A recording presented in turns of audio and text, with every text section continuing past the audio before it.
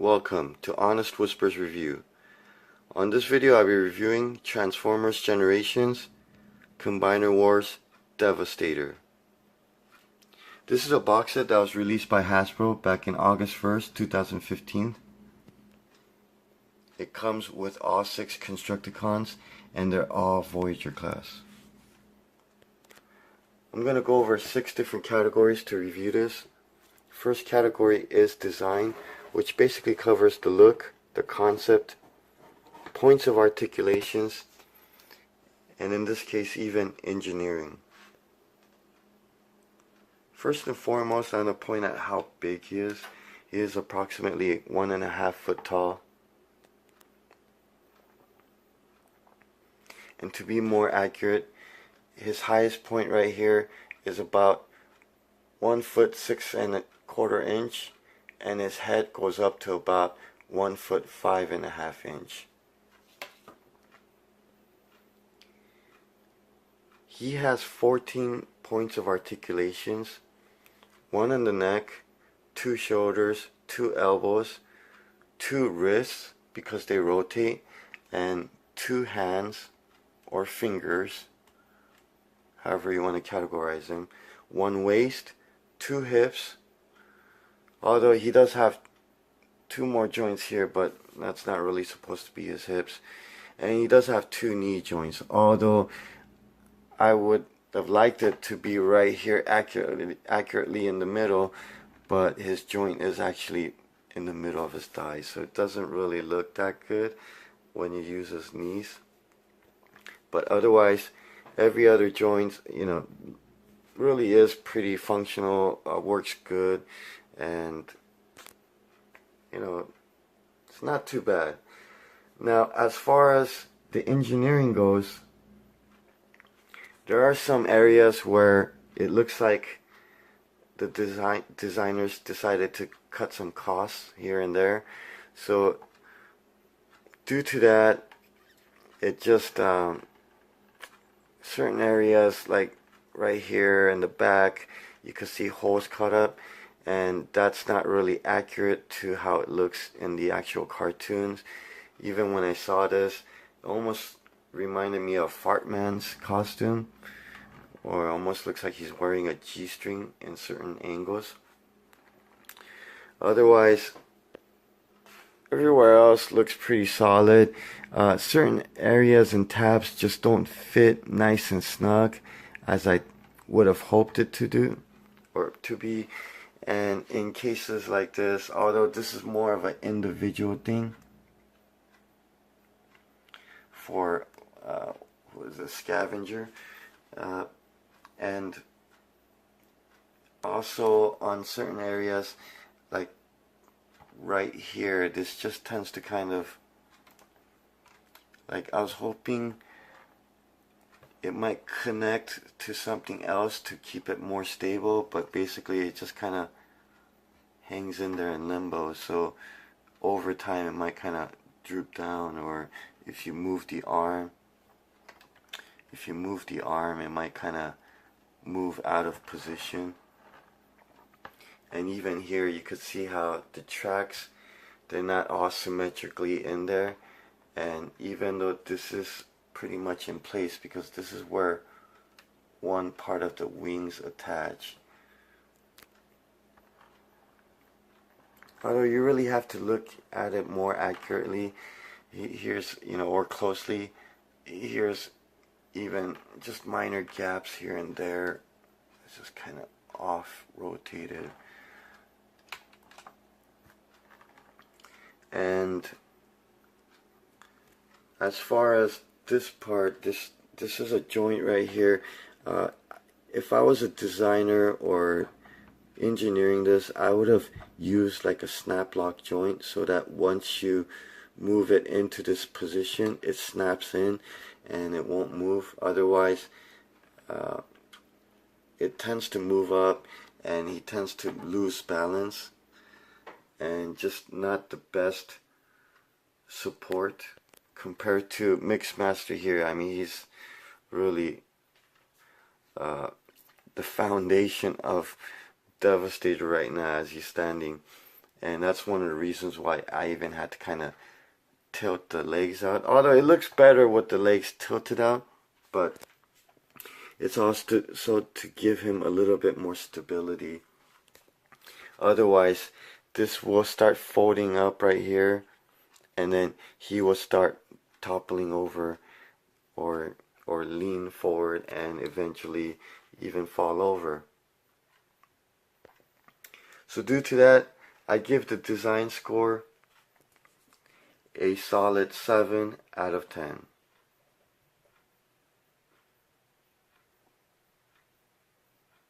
Next category is sculpting, which basically covers the details, the execution, quality of the molding, and in this case, or for Devastator, he does have a lot of details. It's not just everything's plain, although some of it doesn't always fit right or align right. That would be an example here. I guess I could try to rotate this wheel a little bit more.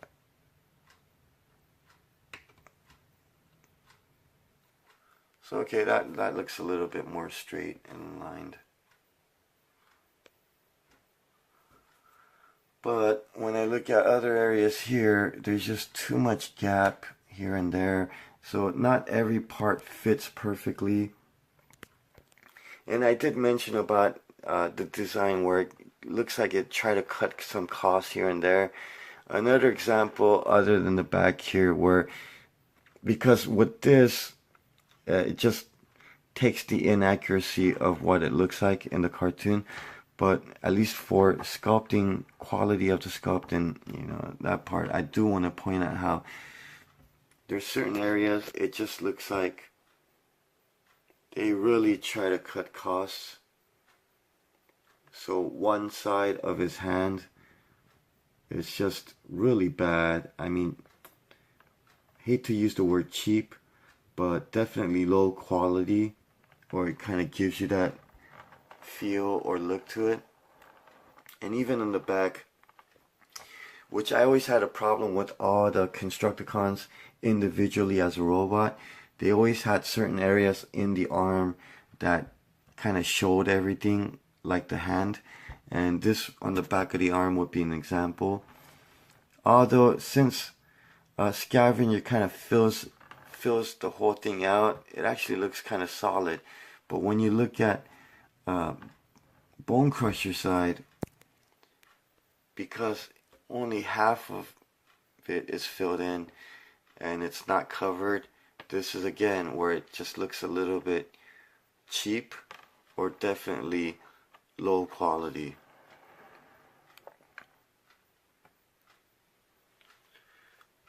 Otherwise, you know, other than those minor things, I mean, molding quality wise is very solid. I don't see any rough edges here or there, or like a seam line from I guess from the molding, where, like, I mean, everything's all nice, smooth, so I don't have any issues with that. And that's why for the sculpting, I give it a solid 7 out of 10. Next category is colors. Basically covers the accuracy of the painting, colors, or the quality of the painting, or accuracy and quality of the paint application, or even imprinting. And with this, the painting overall is nice. The colors, accuracy of the colors, I mean, it's pretty much there. My complaint is that it's a little bit lacking, especially when you're comparing it to the cartoons.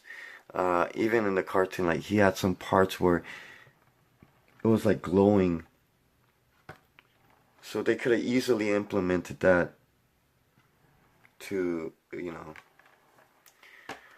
the color scheme or the paint scheme. As far as the paint quality, I mean, there isn't that much paint to go with in the first place. you do have the silver, red, black, and purple.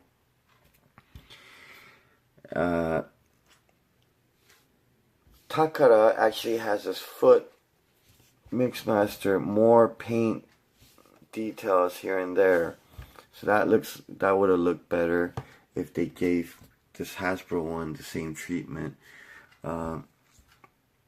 Otherwise, imprinting is probably the best part. It looks very clean. I like how everything's nice centered, even right here on his chest, so that looks clean. As far as paint application goes, overall it's very solid. You don't see too many mistakes here and there. The only areas that I noticed where I would have to look really close, and of course I'm not there yet, but I did want to show you every area that was kind of pretty much painted. Okay, so to the area I thought was just slightly off or bad is this edge right here on the top, although I can't get a nice clean focus on it.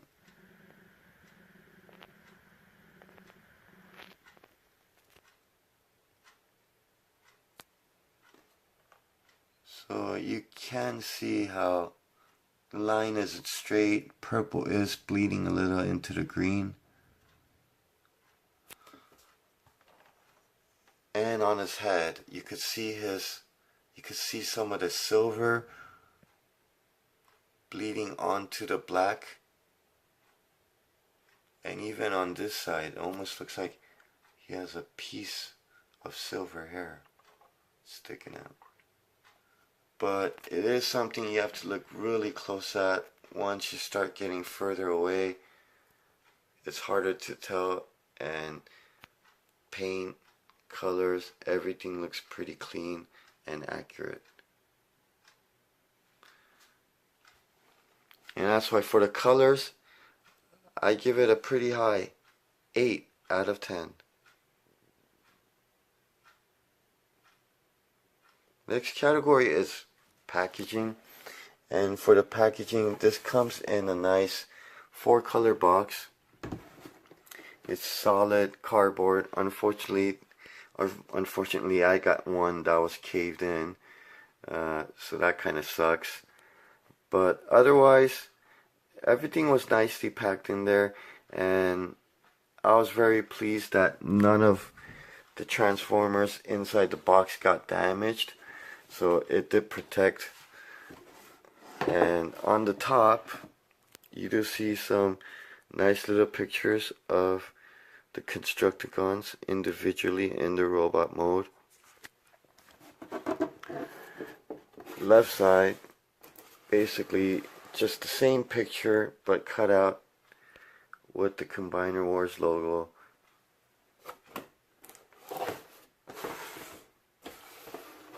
Left side is just a nice blank black, and I don't mind that because, you know, it has all the details and stuff, but I think it looks better than having the same picture of the other side on it. And then of course on the bottom you have the big Combiner Wars. And my favorite part of the box or packaging is the back, because the back, if I can get a nice grip on it, not only shows Devastator, but it shows him in his actual size. So even though you can't see it inside the box, you could see how big he is from the back, and you could see all the individual Constructicons in both vehicle and robot mode. So I like all those informations. Although for me this isn't necessary, but it is a nice touch. It kind of gives you the number of steps on the box as well, for how many steps it takes to transform. So that's very cool. And that's why I give the box packaging score a pretty solid score. I give it an 8 out of 10. Especially because I like the layouts and it's very consistent to all the other Transformers packaging, especially Transformers Generations. The colors, the lettering, the font, everything very accurate.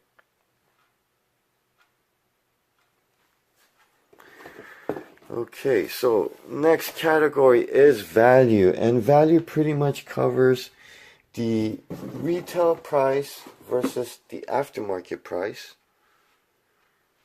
and of course retail price or aftermarket price versus quality.